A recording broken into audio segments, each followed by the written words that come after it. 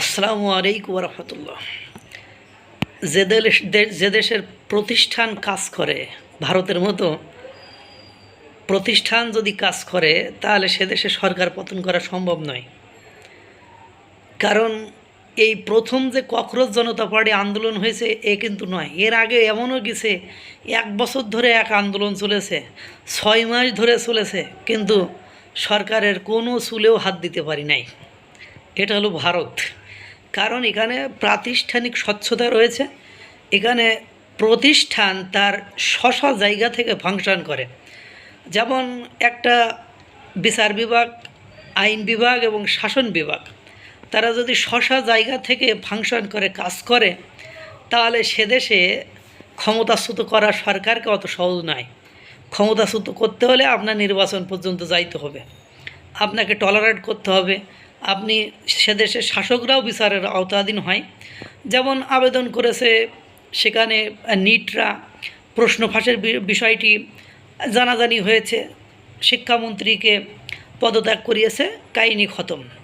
কিন্তু এই প্রশ্ন ফাঁস করার সময়, প্রশ্ন ফাঁসের হওয়ার পরে আন্দোলনের সময় যারা যারা এই আন্দোলনকে ভিন্ন খাতে মোড় নিতে চেয়েছিল, সরকার পতন করাতে চেয়েছিল, বিশৃঙ্খলা সৃষ্টি করতে চেয়েছিল, তাদের এখন সাপে বর হয়ে গিয়েছে। তারা এখন বহুত বিপদে আছে। ওই যে বলে কুলকাঠের আগুন সইবে কেমনে তাহারা। এখন তারা, আপনারা জানেন, ধর্ম তলায় পশ্চিমবঙ্গের ওখানে সাংবাদিকদের উপর হামলা করেছিল পুলিশ, এবং সাংবাদিকদেরকে লক্ষ্য করে জুতা নিক্ষেপ করে পরিস্থিতিকে ঘোলাটে করতে চেয়েছিল। সিসি ক্যামেরা, টিভি অথবা সংবাদ মাধ্যম থেকে ভিডিও ফুটেজ জোগাড় করে সেই সব কালফিট, সেই সব গুন্ডাদেরকে একেবারে প্রশাসন বাড়ি থেকে ধরে ধরে নিয়ে আসছেন। সাংবাদিক প্রশ্ন করছে, কেন মেরেছিলে সাংবাদিকদেরকে? বলো, তোমরা নিট সম্পর্কে কি জানো? তোমরা প্রশ্ন ফাঁস সম্পর্কে কি জানো? তোমরা তো কেউ স্টুডেন্ট না, তোমরা এখানে গিয়ে কেন বিশৃঙ্খলা সৃষ্টি করেছো? আবার একজন দেখলাম বলল রাহুল গান্ধী নাকি তাদেরকে সেখানে যেতে বলেছিল, বিশৃঙ্খলা সৃষ্টি করতে বলেছিল।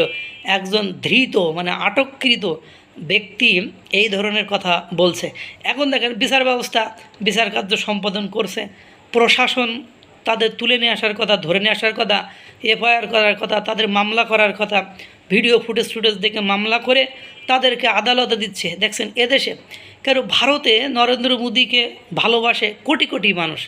তা নরেন্দ্র মোদীকে জুতা নিক্ষেপ করা, নরেন্দ্র মোদীর ছবি পোড়ানো, নরেন্দ্র মোদীর ব্যঙ্গ চিত্র করা, এগুলোর পরে কি তার সমর্থকরা, ভক্তরা তাদেরকে ধরে গণপিটুনি দিতে পারতো না?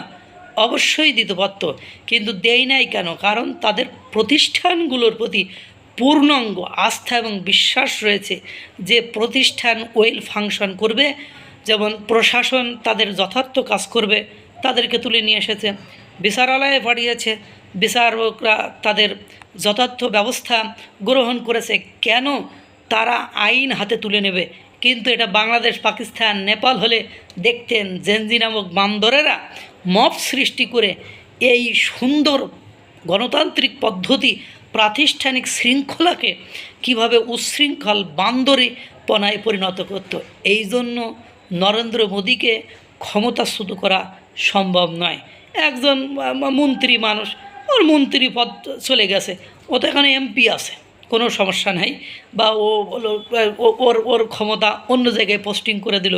কিন্তু দেখেন যুগে যুগে অনেকবার শুধু নরেন্দ্র মোদীকে ফেলার জন্য 12 বছরে 44 বার চেষ্টা করেছে, নরেন্দ্র মোদীকে ফেলতে পারে নাই। এর আগে বহু সরকারকে 1 বছরও আন্দোলন হয়েছে, কৃষক আন্দোলন, এ আন্দোলন, সে আন্দোলন, কিন্তু কোনো সরকারকে ফেলতে পারে নাই। কারণ গণতান্ত্রিক রাষ্ট্রে সরকারকে গণতান্ত্রিক উপায়ে ফেলতে হবে। কারণ ওই দেশের আইন বিভাগ, বিচার বিভাগ এবং প্রশাসন যে বিভাগ, 3টা বিভাগ দিয়ে একটা সরকার, একটা রাষ্ট্র পরিচালিত হয়। এই বিভাগগুলো ওয়েল ফাংশন, মানে এরা খুব সুন্দরভাবে কাজ করে। সুতরাং আশায় নৈরাশ্য যাকে বলে, গুড়ে বালি, ওইটা ছাড়া আর কোনো কিছুই সম্ভব নয়। আল্লাহ তাআলা সকলকে ভালো রাখুক, সুস্থ রাখুক। আসসালামু আলাইকুম ওয়া রাহমাতুল্লাহ।